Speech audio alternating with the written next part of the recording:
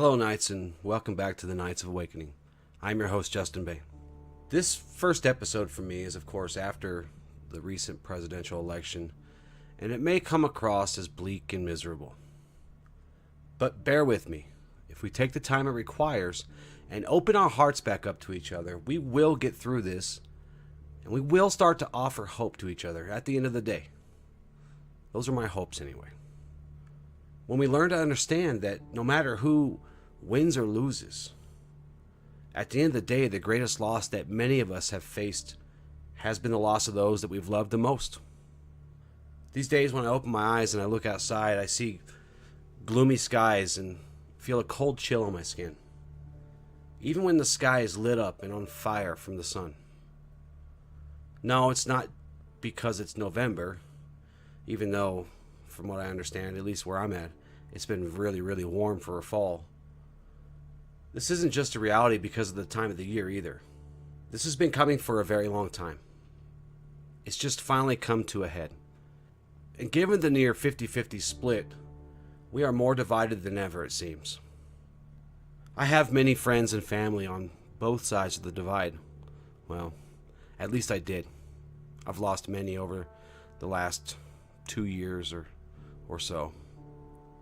And I see people from this split ideology fighting a fight that comes from an attitude that is very much unlike them, stooping to levels of fear and mistrust that I've not seen before in my lifetime. Peoples whose very ideology and path guide them to live a life free from fear, free from hate, free from doubt, name-calling, and other behaviors. I see good people from every walk of life and every possible path and ideology adopting personalities that inspire corruption that seems to seep down into their very soul. I see brother versus brother, sister versus sister. I see people who used to embrace and love now nearly going to blows with their fists. I see mothers and fathers split right down the middle with their children picking sides. A civil war of ideology that has corrupted our own behavior.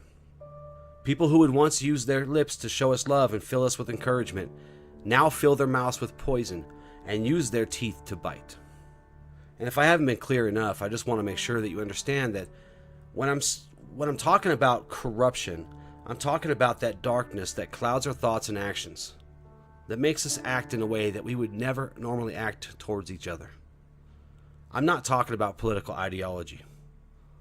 Alethea, most of you know her by Allie, once said that perfect love and perfect trust are not exclusive to a lover. They extend to our friends, our chosen family. This too has extended to those of us on a path of light who have looked deeper and have seen the world from a perspective of almost knowing what the world holds for us and others. We've seen it, we've explored it, we've communed over it, we've loved each other over it. Those of us who walk this path and know better. I am not, and have not at times over the past couple of years at least, been immune to this corruption of my soul either. Once I realize that we just have to get back up and cleanse ourselves of this sickness. Darkness, not the dark corners of our being which help comprise who we are, but the darkness that infects us with fear, doubt, hesitation, and hate seems to feel like it's prevalent in our times. This quote attributed to Plato: "We can easily forgive a child who is afraid of the dark. The real tragedy of life is when men are afraid of the light." The light never truly abandons us. We get to a place where we refuse to look and embrace it. We adopt personalities of darkness that are afraid of the light. It's not us that it's afraid, it's that the personalities that we have adopted are afraid of the light. You are a beacon. You are the warm fire in a cold world. You are the sun breaking through the clouds. You are. Us. You and I just need to remember that. Never forget that. You never know how strong you are until being strong is the only choice you have left. I'm not sure who said this. It's been attributed to several different sources, so I'll let you tell me in the comments below who you think said this. Irregardless of who said it or where it came from, It holds tremendous meaning to me.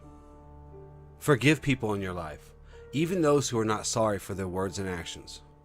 Holding on to anger hurts you, not them. This reminds me that we need to stop and be still in these moments. We need to close our eyes and reach out with our feelings. Breathe. Remember who you really are. We have all lost friends over the past couple of years, I think. I know I have, and many others that I know have as well, during this dark and turbulent time. We have all lost people who were important to us. People who were loved and cherished. Find them. Reach out to them. Tell them that you love them, that you forgive them. Seek their forgiveness. Forgive yourself. If they hold on to the corruption and hate, then that is now their burden to bear, not yours. Free yourself. Never hold on to resentment. Allow it to heal by forgiving others. Besides, if you're not willing to forgive and let go, how do you expect them to do the same for you? This might come across as weird because I'm going to read these lyrics to you versus singing them, because believe me, you do not want me to sing this to you. At the same time, I don't want to get in trouble for playing the song without permission. So, I'm going to read these lyrics to you. They are a little paraphrased for the purpose of this reading versus, how it would be sung. These are lyrics from the song The Light by Disturbed. The light. Like an unsung melody, the truth is waiting there for you to find it. It's not a blight, but a remedy. A clear reminder of how it began. Deep inside your memory, turned away as you struggled to find it. You heard the call as you walked away. A voice of calm from within the silence. And for what seemed an eternity, you wait and hoping it would call out again. You heard the shadow beckoning. Then your fears seemed to keep you blinded. You held your guard as you walked away. When you think all is forsaken, listen to me now. You need never feel broken again. Sometimes darkness can show you the light. An unforgivable tragedy. The answer isn't where you think you'd find it. Prepare yourself for the reckoning, for when your world seems to crumble again. Don't be afraid. Don't turn away. You're the one who can redefine it. Don't let hope become a memory. Let the shadow permeate your mind and reveal the thoughts that were tucked away, so that the door can be opened again. Within your darkest memories lies the answer if you dare to find it. Don't let hope become a memory. Sickening, weakening. Don't let another somber pariah consume your soul. You need strengthening, toughening. It takes an inner dark to rekindle the fire burning in you, to ignite the fire within you. For those of you who know that song, it's really weird to hear someone read it. It was weird for me to read it because in my head the song was actually playing and I could hear it playing and I wanted to. But anyways, I recently said to Allie that I was burned out, that I felt that I had nothing left to give emotionally anymore. I was just tapped out. But this is because I forgot what got me to this point in my path. I remember. Sometimes I forget, but I always remember. I move on and continue my journey. Look, I don't care what your political ideology is. This is bigger than that. We can all learn to agree to disagree and go back to being respectful and loving towards one another. I forgive those who have slandered me and called me names. I forgive those who cursed me and abandoned our friendship. And I hope that you can forgive me too. Know this, if I loved you before, I still love you now. I can only hope that we can at least agree that love will always defeat hate. I know we can do this. We can do this together, you and I. We will hold each other up with encouragement, love, and understanding. We will respect each other, whether we agree on everything or not. We will not use our hands for holding on to our pride, but we will use one hand to help ourselves and the other to help each other. We will not continue to adopt corrupted personalities that belong to corrupted people, but instead, we will remember ourselves. Very few in this world are truly undeserving of a chance at redemption. Luckily for us, we don't have to decide who is and who isn't. Serve all with compassion, humility, and mercy in mind. Do this, and they will be the judge themselves. Let's lift each other up with encouragement and hold each other accountable to one another. Commune with your fellows, and you will be more enriched and empowered.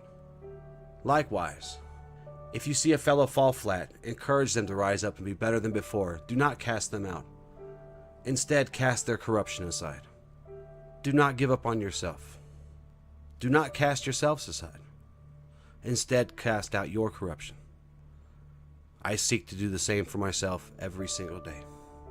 Always be flexible in your dealings with others. Give them an out whenever possible. And respect their right to an opinion different from yours. Misunderstandings happen when we refuse to feel and listen. Ashla axiom number 83. Opposition hinders progress.